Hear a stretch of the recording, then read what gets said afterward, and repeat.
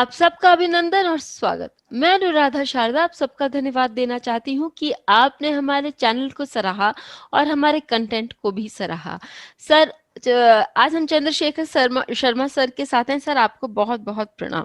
नमस्कार बेटा। बढ़ने से पहले आपको ये बता दें कि सर की अपनी यूट्यूब चैनल भी है और सर का वेबसाइट भी है।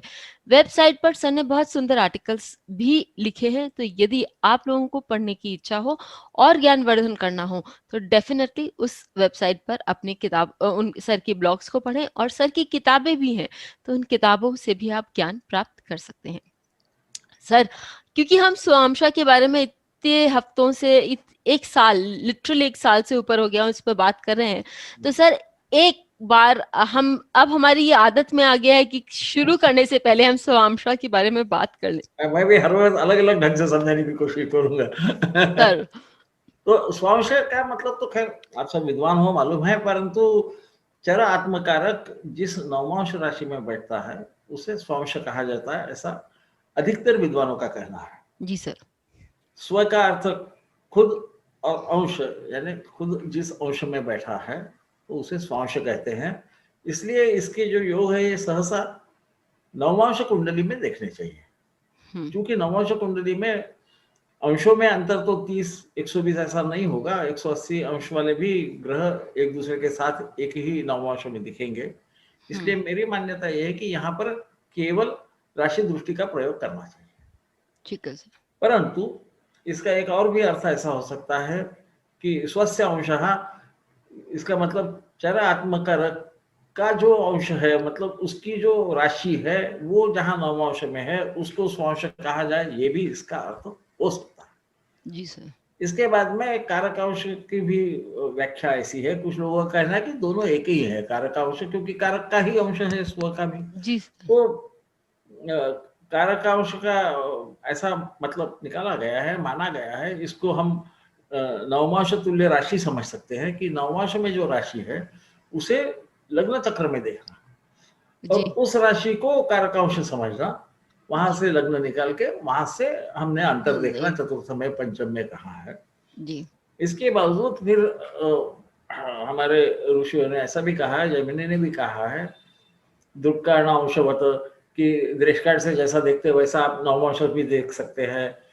कभी ऐसा लिखा है कि लग्नात् वा अंशाद वा पदाद वा, कि आप लग्न से भी देख सकते हैं, आरूढ़ लग्न से भी देख सकते हैं और अंश से भी देख सकते हैं।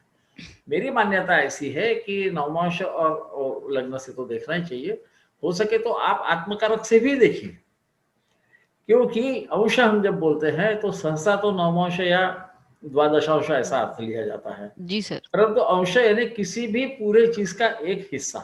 जी। अब इस अर्थ में लेंगे तो हमारी राशियां भी पूरे भचक्र का एक हिस्सा ही है। जी सर।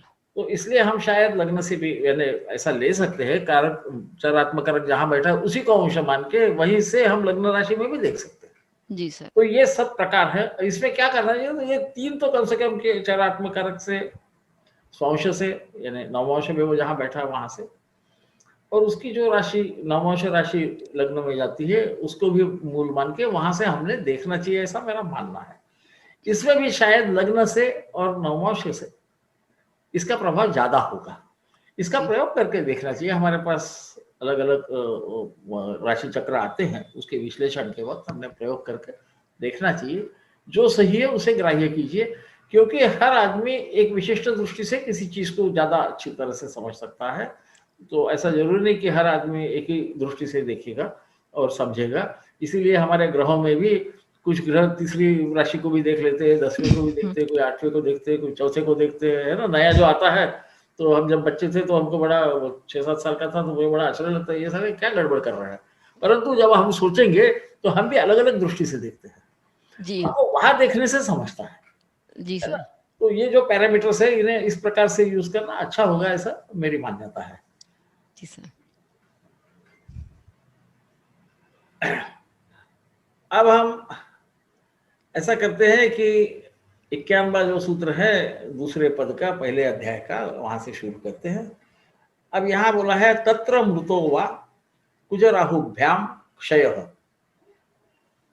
तत्र और मृतो, ये मृतो का जब हम कटपयादि करते हैं उसका क्या संशोधन करते हैं ऐसा बोले, हाँ।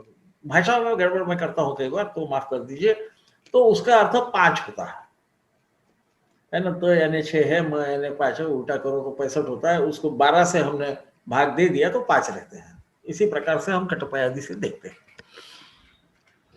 तो तत्र का क्या अर्थ है? तो इसके पहले हुआ था चापे, है ना, चाप से शुरू किया है, चंद्रे शुक्र दुष्टे पांडुश्रुति ही, ऐसा कुछ कहा गया है। वहां से वो सूत्र चालू ही है।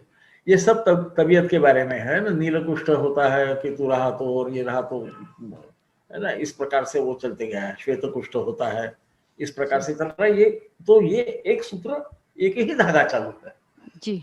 इसलिए कुछ विद्वानों का कहना ऐसा है कि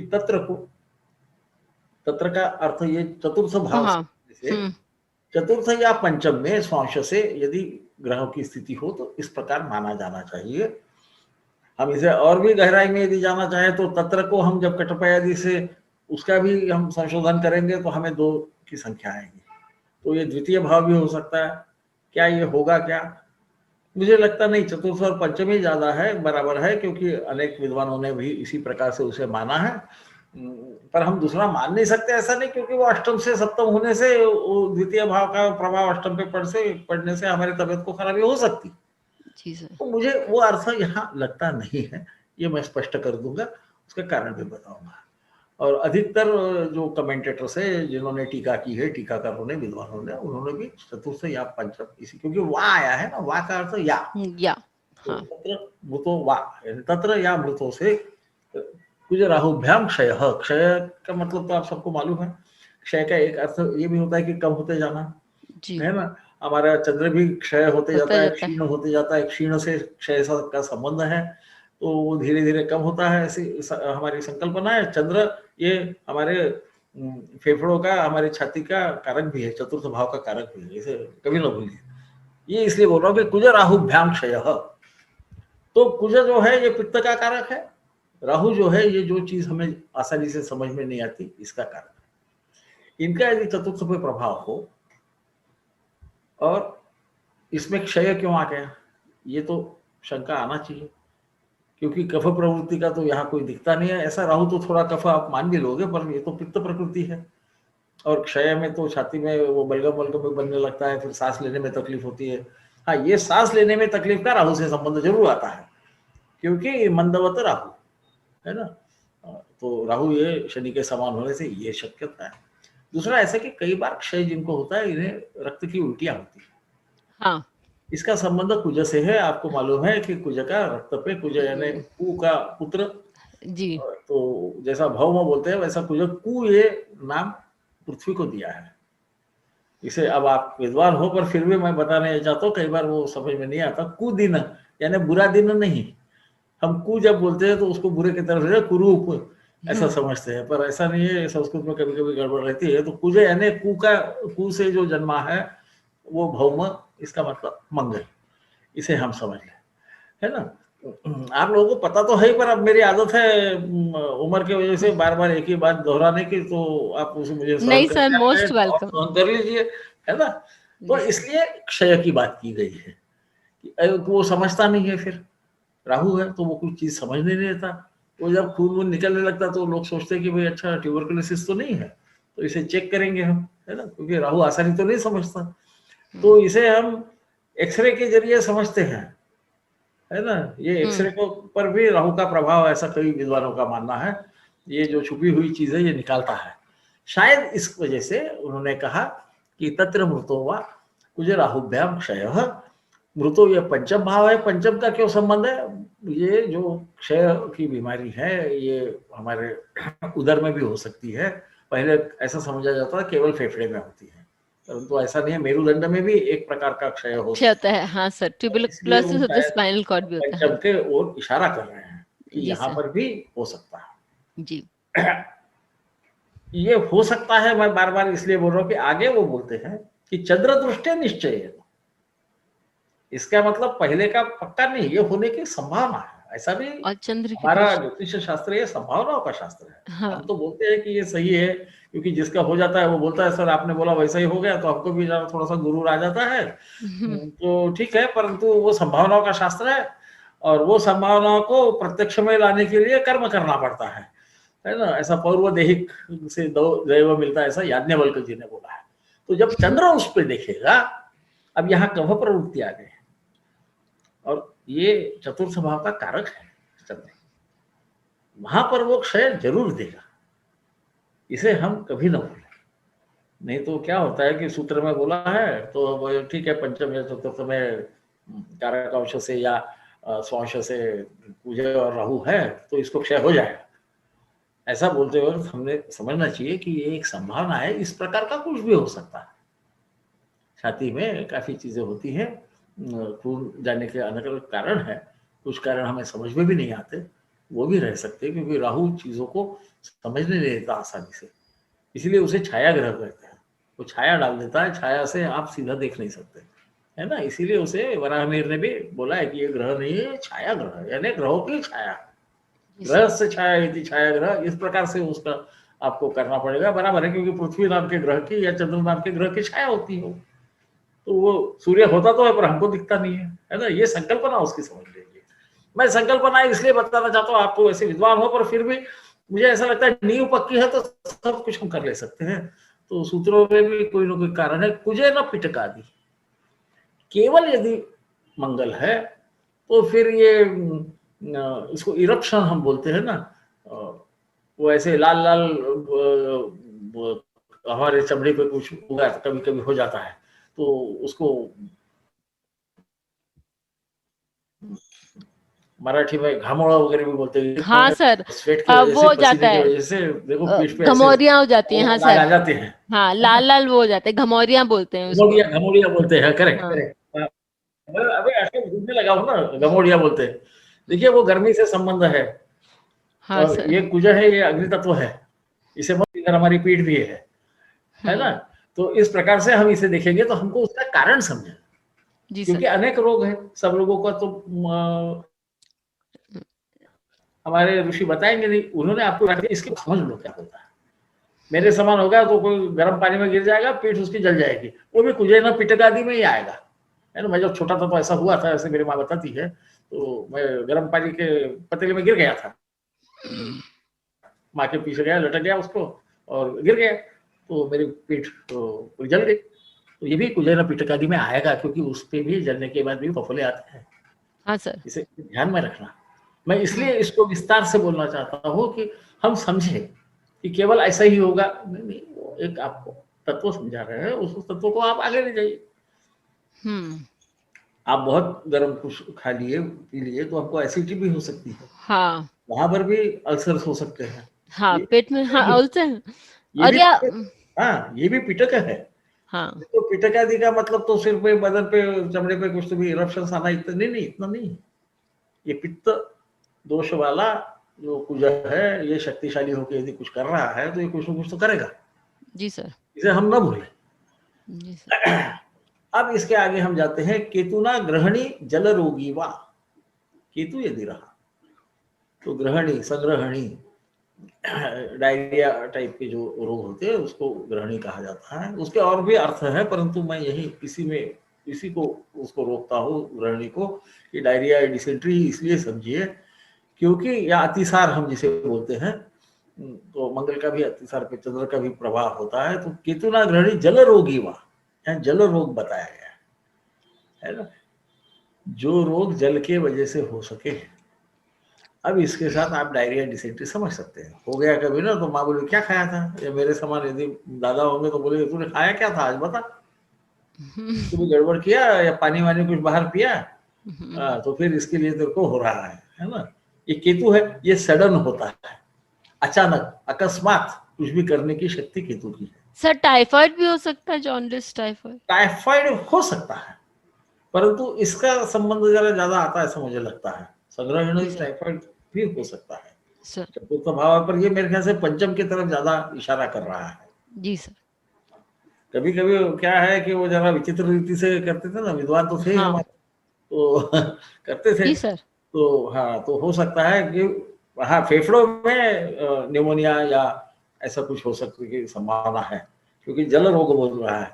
कई बार हमारे हृदय के ऊपर में एक झिल्ली नुमा चीज रहती है, उसे पेरिकार्डियम बोलते हैं, वहां भी पानी हाँ। जमा होता है, वो भी हो सकता है। ये सब चतुर्थ और पंचम की तरफ हम देख रहे हैं केवल, है ना, क्योंकि केतु एकदम करता है, तो अतिसार भी एकदम ही होता है, एकदम ख्याल में आता है, अरे बाप रे आज क्या हो गया, बाहर आता है बोलता है अरे बाप रे ऐसा हो गया, फिर माँ कुछ तो भी दवा वगैरह देती है ना, या डांटती है, जो भी है वो करती है। तो माता तो डांटती भी है, दवा भी देती है, इसीलिए उसको माँ बोलते हैं। तो वो पानी के रोग दे सकता है ऐसा, तो वो इरिटेशन करने वाला है ना, पित्त का कुज मत केतु, केतु में भी पित्त भरा है, वो आपके इंटेस्टाइन्स को इरिटेट करके वहां से जल का रोग निकाल सकता है। ऐसी शायद ये संकल्पना होगी। ये छाती के एरिया में होने से सडन हार्ट अटैक भी उसके वजह से हो सकता है, क्योंकि वो केतु है, उसे कोई भी चीज अचानक करने की आदत है ना, या पेरिकार्डियम में पानी हो जाना, ये चीजें यहाँ होने की संभावना है। इवन लंग्स के ऊपर भी क्या बोलते हैं, प्लूरसी टाइप भी हो सकता है, क्योंकि प्लूरसी के एरिया में भी ये चतुर्थ और पंचम भाव आते हैं।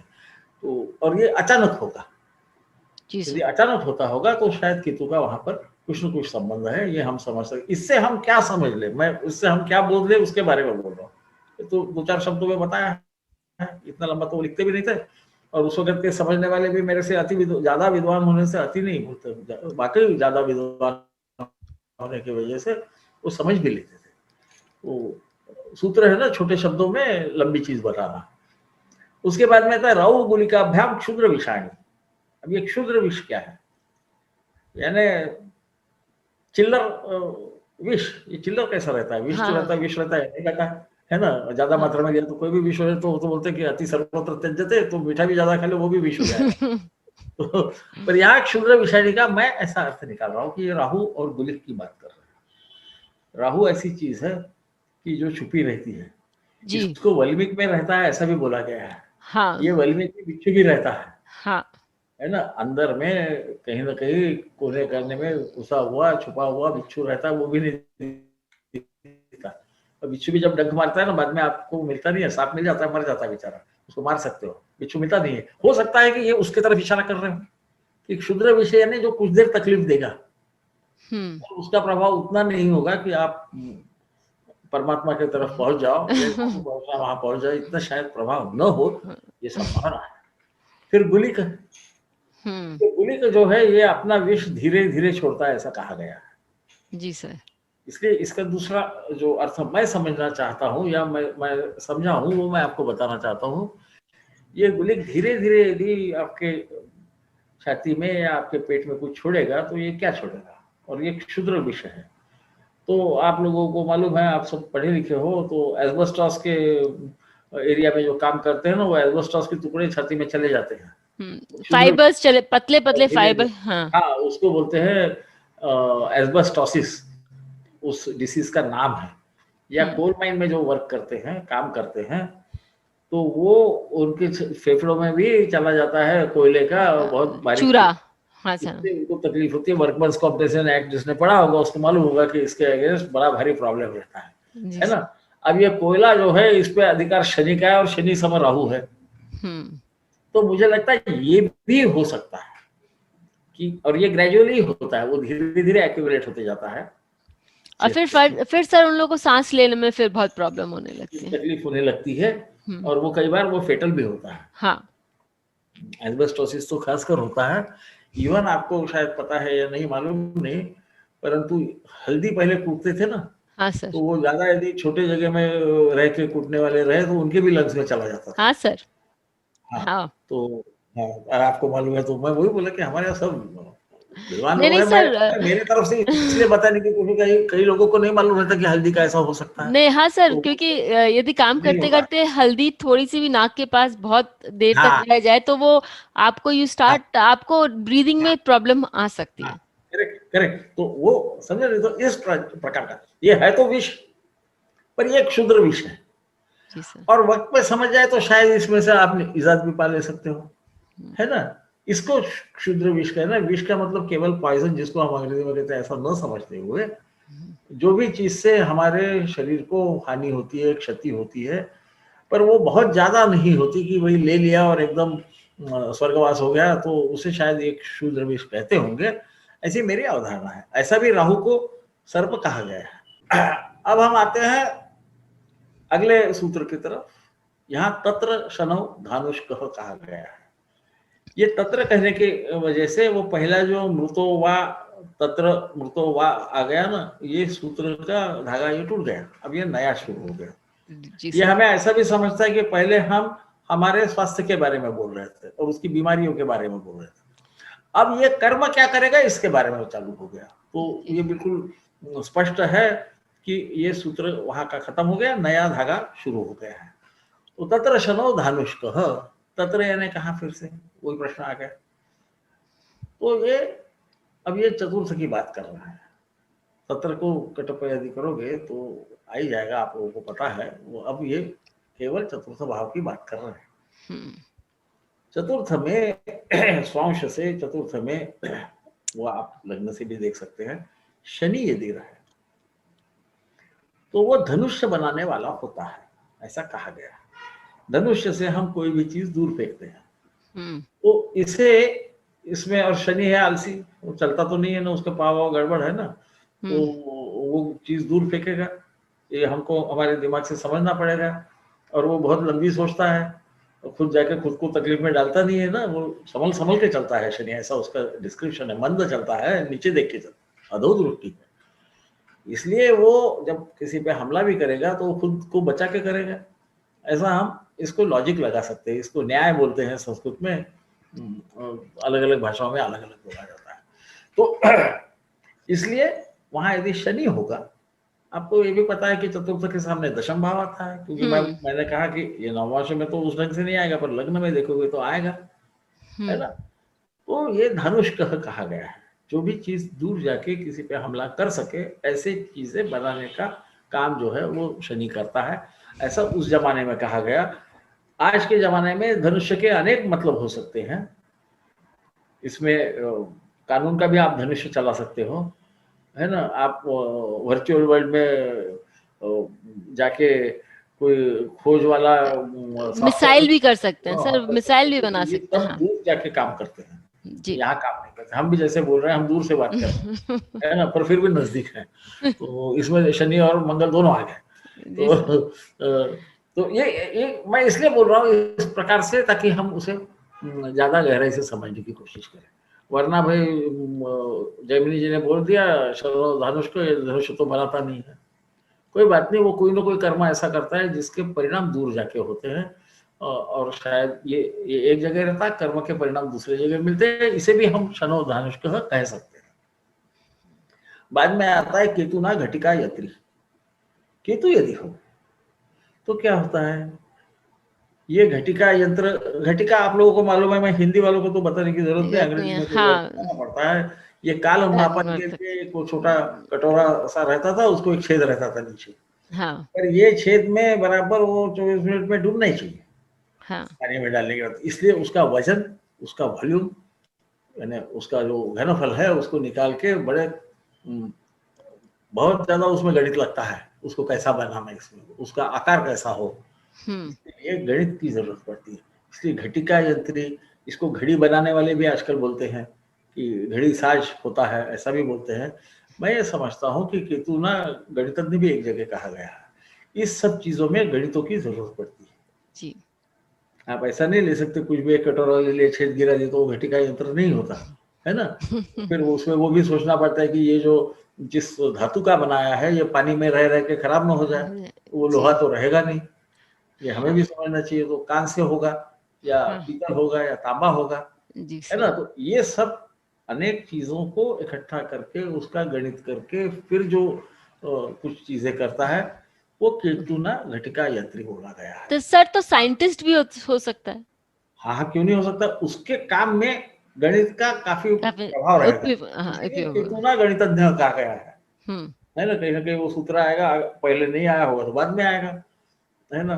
तो और मैंने ये देखा है कि चतुर्थ में, यहाँ तो मैं लग्न की बात कर रहा हूँ, सहसा या तो आदमी अपना ग्रेजुएशन लेवल का कोर्स बदल देता है, या वो सीए होता है, और सीए होके वो सीए का ही काम करता है, अकाउंटेंट का ही काम करता है।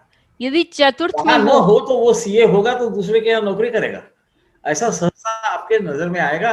राशि चक्रों पे देख लेना क्या होता है ना। मैं गलत भी रह सकता हूँ, तो मैंने ये देखा है और मैं उसका जोड़ वही जमा रहा हूँ। सर यदि इसमें लग्न में हो काफी या चीजों चतुर्थ का, भाव में? हाँ, कैलकुलेशन करना पड़ता है बेटा। नहीं अभी नहीं सर, मैं ये हाँ, पूछ रही हूँ कि यदि लग्न में हो या चतुर्थ भाव में हो। ये चतुर्थ की बात कर रहा हूँ मैं। जी सर। चतुर्थ की लग्न में होगा तो शायद वो काम दूसरा करेगा, होगा सीए, पर खुद का काम यानी कंसल्टेंट करके न करते हुए वो किसी बड़े संस्थान में एमएनसी में होगा तो हाँ, हाँ। वो कंसल्टेंट होगा, परंतु वो सीए जैसा आपका फॉर्म वगैरह आपका नहीं भर देगा वो, है ना। क्योंकि आपने बजट देखा होगा तो देखा होगा कि इतना परसेंट, फिर उसमें इतना सेस, फिर उसमें से इतना डिडक्शन, फिर ये जो सर। कॉम्प्लिकेटेड चीजें है ना, हमको समझता नहीं कि गणित का और सीए का क्या संबंध है। जी सर। हम गणित प्योर मैथमेटिक्स समझते हैं। ये घटिका यंत्र बोला गया, इसमें काफी चीजें देखनी जी। है ना। किस स्पीड से नीचे जाएगा, हम्म। और इतना ही इसमें 24 मिनट में ही जाना चाहिए, उसमें डूबना हम्म। चाहिए, है ना। 24 मिनट की एक घटिका होती है ना, मेरा घटिका जी। यदि याद है मुझे तो। जी सर। तो हाँ, वो 24 मिनट में ही जाना चाहिए। पिताजी। फिर उसके अंदर पल के मार्क्स रहते हैं, हाँ। है ना। एक तो वो फला एक घटी में फिर से पल, 60 पल हाँ, फिर फल वो होते हैं। 60 मार्क्स करना, फिर उसमें 60 में फिर और 60 करना, विफल करना, उसको घटिका यंत्र बोलते हैं। तो जी। यहाँ कॉम्प्लिकेशंस चालू हो गए, है जी ना। सर। आपका इनकम इतना, टैक्स लेस डिडक्शन, है ना। हम्म। फिर क्या ईएलएसएस में किया उसका अलग डिडक्शन, फिर इसमें जी सर सरचार्ज, इधर। हाँ, आगे उसमें अनेक प्रकार, वो गणित है ये जी केवल सर। मैथमेटिक्स नहीं है। और शायद इसीलिए उन्होंने गणितज्ञ कहा गया जी सर। है ना। कहीं तो भी है मेरे ख्याल से, हाँ, यहीं पर है, केतु ना गणितज्ञ आएगा आगे जाके। तो उसको इसलिए समझ लेना कि क्यों केतु का गणितज्ञ, ये छोटे छोटे टाइम काम करते हैं। जी सर। केतु की एनर्जी ज्यादा देर नहीं रहती, है ना। इसलिए हम उसको उत्पात केतु कहते हैं संहिता में। वो सडनली आता है, लाल रंग देके फिर गायब हो जाता हाँ। है ना। हाँ, इसीलिए उसको शिखा कहते हैं, वो शिखा के समान ही दिखता है, जी सर। फिर गायब हो जाता है। तो केतु सर। का काम ऐसा स्पर्ट में काम करना है, इसमें भी ऐसे ही है। ये एक जी। हो गया, अब दूसरा करो, फिर दूसरा हो गया, फिर तीसरा करो, फिर सब करके कुछ तो भी तैयार करना। तो इस ये अर्थ में होना चाहिए, ऐसी मेरी धारणा है। मैं जी गलत सर। हो सकता हूँ, उसमें कोई ऐसी बड़ी बात नहीं है। ज्योतिष वैद्य में अलग अलग मतों को जो अच्छा लगे, जो काम सर। करे वो काम का है, उसको लेना, बाकी छोड़ देना। जी सर। इसके बाद में कहा है बुधे न परमहंसो लघुड़ी वाह। अब परमहंस की डेफिनेशन भी आपको बताने की जरूरत नहीं। रामकृष्ण परमहंस कहा गया था उनको, वो विवेकानंद के गुरु थे, जी सर। और हालांकि वो पुजारी थे, हम्म। परंतु उनसे काली काली माँ बोलती थी। हम्म। देखिए, परमहंस यानी सन्यासी के काफी ऊपर जाने पे जो होता है, उसे हम परमहंस बोलते हैं, जी। है ना। एक वो रामभद्र परमहंस भी है, जिन्होंने सुप्रीम कोर्ट में, बचपन से वो अंधे हैं, और ऋग्वेद की ऋचाएं सुनाकर सुप्रीम कोर्ट को बताया कि ये देखो, राम जन्मभूमि की, राम कहाँ जन्म हुआ, उसकी जगह सरयू तट से कौन से दिशा में है, ये दिखाया गया है। और उन्होंने वो मुखोद्गत बोल के दिखाया, सुप्रीम कोर्ट ने चेक किया, और बाद में बोला कि ये तो दुनिया का सबसे बड़ा आश्चर्य है, हम ये इमेजिन ही नहीं कर सकते कि ये कभी पढ़ भी नहीं सकते थे, और फिर भी इतने सटीकता से इन्होंने ये कहा कि यहीं पर प्रभु रामचंद्र का जन्म हुआ, उसके आधार पे जजमेंट दिया गया। यहाँ धर्म का कोई संबंध नहीं, यहाँ व्यक्ति की बुद्धिमत्ता का संबंध है। वो परमहंस होने से उनका जो मस्तिष्क है, वो अलग एरिया में काम करता था, इसलिए इतनी स्मरण शक्ति थी। इस अर्थ में हमें लेना चाहिए। वहां तो महंत तो बहुत सारे हैं, है ना। न्यास में जो क्या राम मंदिर न्यास बोलते हैं, उसमें इनका कुछ अलग स्थान है। तो ये अलग स्थान होगा तो वो परमहंस स्थान है। जी सर। लघुड़ी वा कहा है। अब इसके दो अर्थ निकाले गए हैं कि सभी सन्यासी एक हमारा पलस दंड लेके निकलते हैं, हम्म। ये भी लघुड़ी बोलते हैं, हम्म। परंतु शिक्षार्थी भी ऐसा पलस दंड लेके निकलते थे, है ना। उसी से जाना जाता था कि ये जो रास्ते से बालक जा रहा है, ये विद्यार्थी है, तो उसको कोई तंग नहीं करता था। एक जमाने में जंगल वगैरह से जाना पड़ता था, तो वो उसका क्या बोलते हैं, उसको पास था समझ लीजिए आप। वो लगुड़ी लेके जाएगा तो उसका, उसकी ऊंचाई भी कितनी होना, उसका मापदंड दिया हुआ है। आप पढ़ोगे, आप लोगों को धर्म में इंटरेस्ट जिनको है वो पढ़े, तो उनको समझ जाएगा। लगुड़ी से उसको एक छोटी सी चिंदी सा ऐसा पताका बांधी रहती थी, हाँ। है। वो पताका जगत गुरु शंकराचार्य भी ऐसा लेके चलते, पर वो अलग हाँ। ढंग की रहती है। वो पताका से वो क्या स्टेज है वो समझता है। हाँ। परंतु वो केवल सन्यासी ही होगा ऐसे तो सहसा कहा गया है। मेरे मानने से वो विद्यार्थी भी हो सकता है, क्योंकि बुद्ध की बात चालू है और बुद्ध को कुमार कहा गया है। ये बालक नहीं है पर ये कुमार है। इस उम्र में यंग मैन। हाँ। विद्यार्थी गुरुकुल में पढ़ने को जाते थे। हाँ। क्योंकि ये उस जमाने में लिखा गया है जब ये प्रथा प्रचलित थी।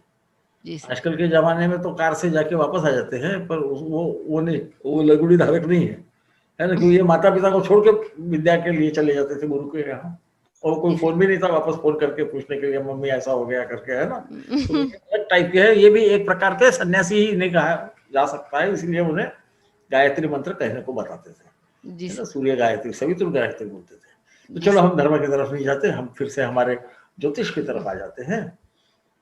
इसके बाद में आता है, ये तीन तो हमको समझ गए, ये भी प्रोफेशन है, ये भी कर्म है।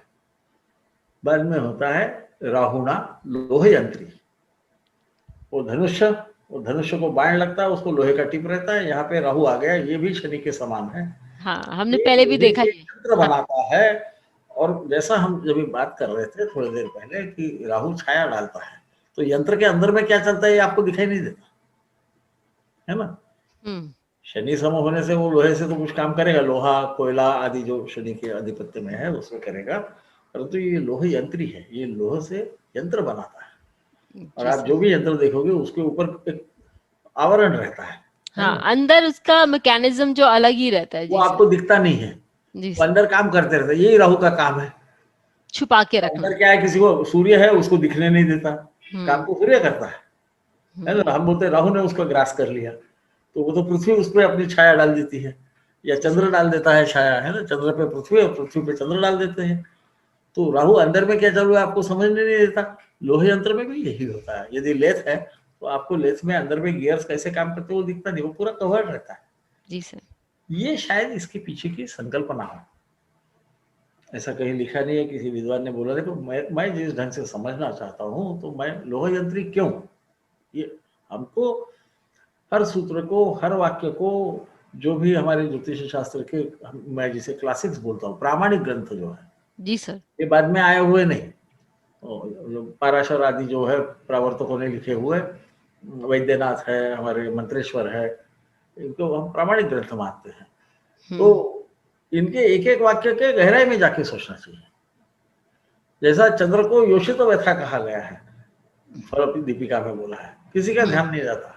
वो बोलते हैं ट्रबल फ्रॉम विमेन। नहीं, वो कामी है ना, वो कामातुर है।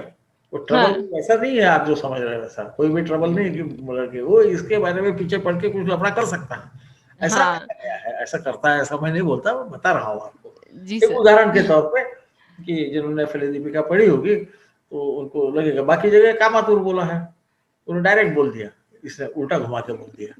हाँ, और बात वही है, लेकिन है वो मंत्र के ज्ञाता है, वो ऐसे आसानी से नहीं आपके हाथ में देने वाले कुछ भी। योषित तो व्यथा बोलते हैं वो, है ना। तो ऐसे ही ख्याल में रखते जाना।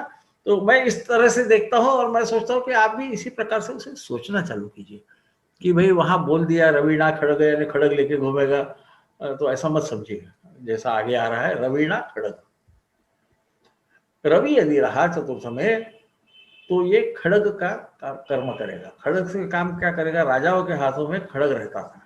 जैसे हमारे आनंद दादा जी को मालूम है, काली माता के हाथ में भी खड़ग खड़ग रहता है। जी सर। कई खटवांग भी कभी कभी है, खटिया का भी पाव है किसी के हाथ में। तो ऐसे अलग अलग आयुध है ना, क्योंकि ये राजा है। आपने खासकर राक्षस राजाओं के, राक्षस राज के जब वो सिनेमा देखोगे तो जो दिखेगा ना उसको खड़ग बोलते हैं। तो आप बड़ा उसका पाता रहता है, ब्रॉड स्वॉर्ड बोल सकते हैं उसे, उसे खड़ग बोला जाता है। ये खड़ग से एक झटके में मुंडी आप काट सकते हो, जी, है ना।